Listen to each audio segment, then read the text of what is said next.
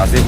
Jadi tidak ada masalah sebenarnya, saya hanya ingin klarifikasi terhadap Ibu Kepala BPJS di sini. Cuman sayangnya Ibu Kepala lagi berhalangan, tidak ada. Akhirnya saya menemui salah satu stafnya, Ibu Siti.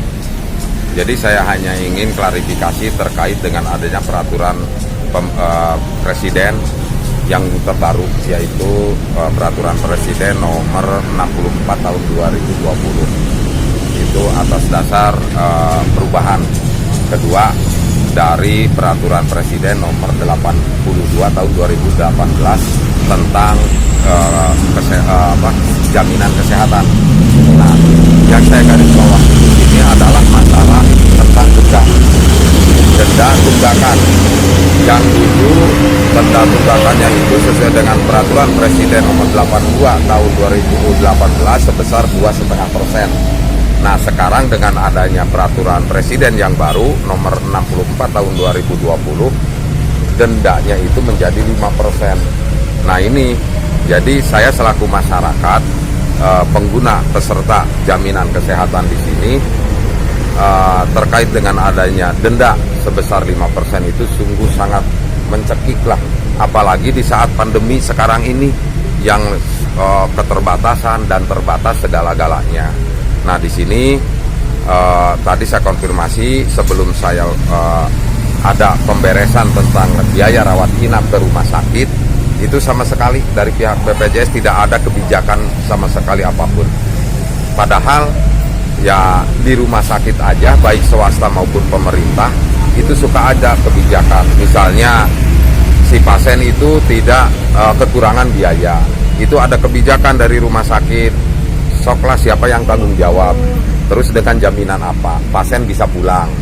Nah, sementara di BPJS itu tidak, tetap diaturan, harus bayar dulu kewajiban denda. Ya, akhirnya tadi yang saya lakukan adalah menyelesaikan keluarga saya yang lahiran di Rumah Sakit Sekar Kamuyan Cigugur dengan total biaya perawatan 6.900.000. Nah, karena di sini ada denda tunggakan selama 12 bulan, ya akhirnya dari pihak rumah sakit harus membayar dulu tunggakan denda di BPJS. Akhirnya muncullah dengan rumus 5% kali 6.900.000 kali 12 bulan, sehingga muncul angka 4.179.000. Itu harus dibayar ke BPJS atau ke negara. Setelah dibayar baru pihak rumah sakit bisa memulangkan pasien. Cuman persoalan itu bukan di rumah sakit tapi di BPJS. Setelah saya konfirmasi ke BPJS melalui ke Ibu Kepala BPJS Kuningan di sini, Ibu Rahma, itu hanya melalui telepon. Akhirnya saya petunjuk diarahkan untuk ketemu Bu Siti, salah satu stafnya. Tetap Bu Siti memegang aturan yang ada, tidak ada kebijakan sama sekali. Jadi mohon pertimbangan terkait adanya kenaikan denda tunggakan tadi yang dari 2,5 menjadi 5%. Itu sama sekali tidak dipublikasikan ke masyarakat umum. Masyarakat tahunya bahwa kenaikan iuran. Kalau kenaikan iuran itu ya dari 25.500 menjadi 35.000 kelas 3, itu masyarakat udah pada tahu karena ada di media elektro maupun di media cetak. Tapi tentang denda sama sekali masyarakat belum pada memahaminya. Nah itu sementara kirinya kalau udah diakumulasi, jangankan 5%, di 2,5 juga masyarakat sebenarnya udah merasa keberatan. Mungkin maksud tujuan pemerintah dengan adanya denda supaya masyarakat jerak, supaya masyarakat tertib tentang iuran bulanan. Tapi di samping itu oleh masyarakat terasa terbebani juga. Nah, ini kan COVID ya sekarang. Iya, sekarang saatnya lagi COVID seperti gini. Jadi mohonlah pemerintah daerah untuk mempertimbangkan kembali. Kalau iuran tiap bulannya nggak ada itu, nggak ada keringanan itu barangkali. Nggak ada. Kalau iuran itu udah kewajiban lah. Cuman yang sangat disayangkan kan itu yang namanya sakit itu siapa tahu. Iuran tiap bulan, tapi belum tentu sakitnya kapan.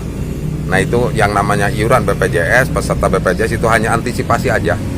Antisipasi ya manakala kita tiba-tiba sakit. Dan siapa yang mau sakit sih nggak mau, cuman untuk antisipasi aja. Kan saya ngambilnya kelas 1 yang awalnya 60.000, sekarang 150.000 per bulan.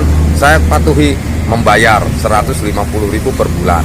Nah, ada keterlambatan pembayaran karena sekarang pandemi Covid. Jadi mohon maklum lah karena situasional, makanya saya ada keterlambatan. Akhirnya muncullah denda keterlambatan selama 1 tahun. Sungguh sangat mencekik lah. Itu jadi saya selaku masyarakat sungguh sangat terasa lah. Jadi kata orang Sunda mah lir ibarat BPJS itu sepertinya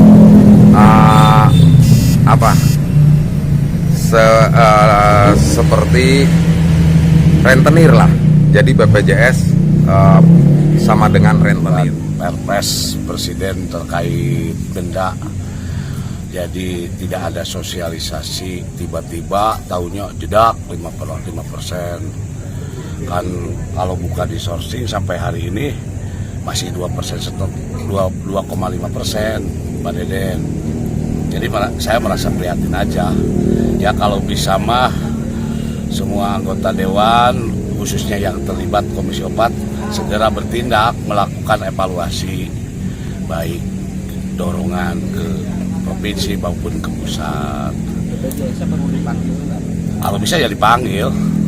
Atau kalau menurut saya mah mendingan dibubarkan aja. Dibubarkan karena BPJS itu kalau menurut saya itu sama dengan rentenir. Oh gitu. Iya. Kalau rentenir juga ada aturannya, ada kebijakan. Ini kalau BPJS mah lebih dari rentenir lah kalau menurut saya mah. Dibubarkan kalau semuanya kompak, masyarakatnya kompak. Itu. Apa? Yang penting mekanisme yang sekarang yang jangan dipakai lah, Pak Deden. Denda-denda seperti itu ya. Terus kalau toh terlepas ada denda kan minimal ada sosialisasi, diundang-undangkan. Ini mah ujuk-ujuk tahu-taunya orang mau bayar tiba-tiba 5%. Sedangkan lihat di Google cuma 2,5% per 2,5 per 20 Desember 2020.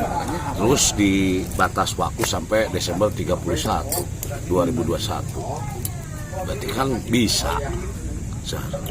Kalau BPJS dibubarkan, Komisi 4 perlu dibubarkan juga enggak, Pak? Ya tidak, Pak Deden. Masa dibubarkan? Itu kan yang mengevaluasi dan mengawasi. Ya seharusnya peka lah. Iya, kepekaan melihat kejadian ini. Kalau dibubarkan mah ya jangan tuh. Nggak ada kontrol atau kalau dibubarkan mah. Nggak ada kontrol ya. Terus terkait itu Pak, iuran bagi warga yang nggak mampu katanya ada pengurangan subsidi juga, betul nggak Pak?